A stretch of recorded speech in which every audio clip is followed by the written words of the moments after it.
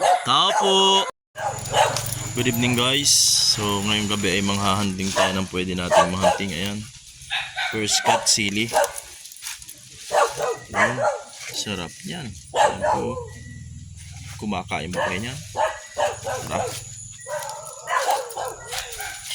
Ito po kasama natin si Kamaster DJ at sa dakong ito yung Udingo Brothers. Palagay kayo wala dito tuyo.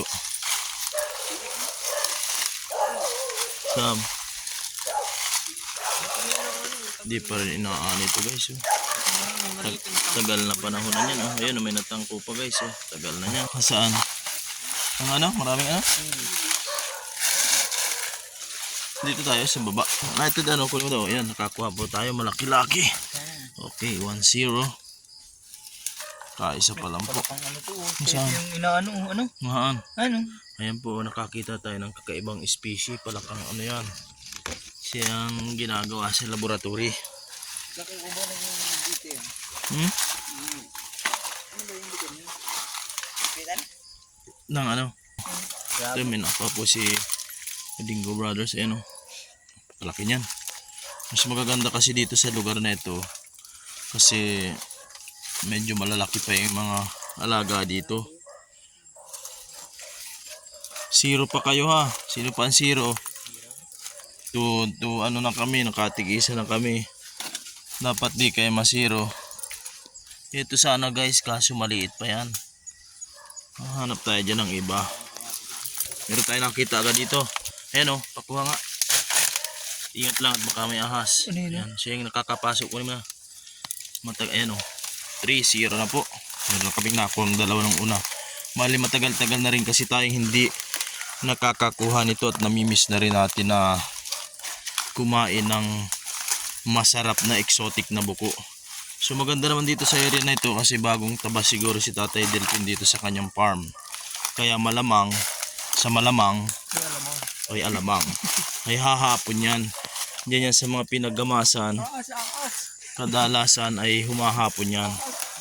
Pero kasi tuyo yung ano, medyo tuyo yung temperatura dito sa paligid kaya nakatago palagi ito sa mga dulo-dulo.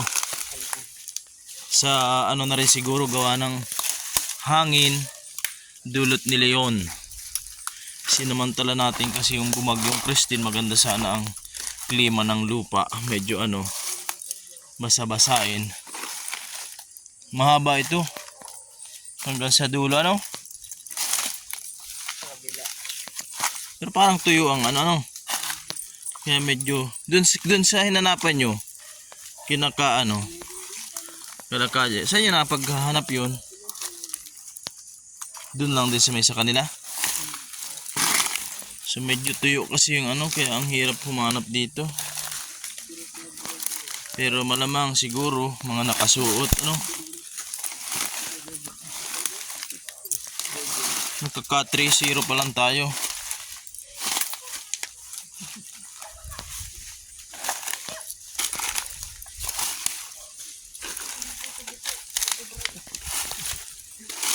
Parang body ang mukha.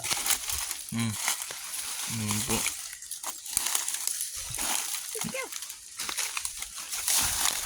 Baka dyan sa mga pinagtabasan, baka medyo konti na rin ano. Sa mga singit, baka naman nag-akyat na yan sa puno. Ito guys, panahon pa yata ito ng Japon. Ayan o, malaking puno. Medyo malaking puno na yan dito. Maka na lang meron dyan. Snake and the eagle shadow po na dyan. Dito lang tayo sa Mahawan kasi medyo delikado rin ang ahas.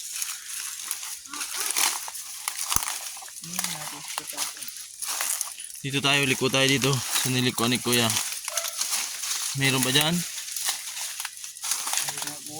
Kakuha ka na? Ilan pa lang yan? Ilan yung hawak mo? Ilan yan Kuya? Tatlo din. Yan sa iyo.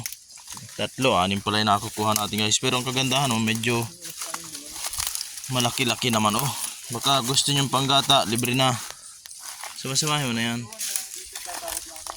Sige, hanapin natin yan dyan. Itlog yun. Nasa itlog. Dito medyo basa-basahin dito. Kaya nga din ako kukuha niya. Maganda ang klima dito.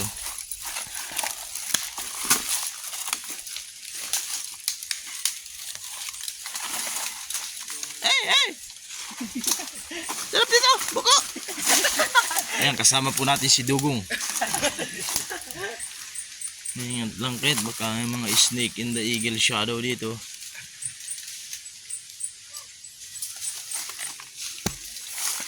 Yan po yung mga kasama natin na naghahanap. Talagang sinusuyod namin ang pusikit na taliliman sa Don Jericho. At Pamamahinga. big cuts yan. Ayan po, malalaki dito sa lugar na kaya lang madalang na guys. Tayong isa. Ayan magtatanim siya ng ano yan, ang tinatanim niya, San Fernando. Ayan okay na. San Fernando po ang tinatanim niya. Ayan ayan Malalayo Ito na po yung nakuha namin.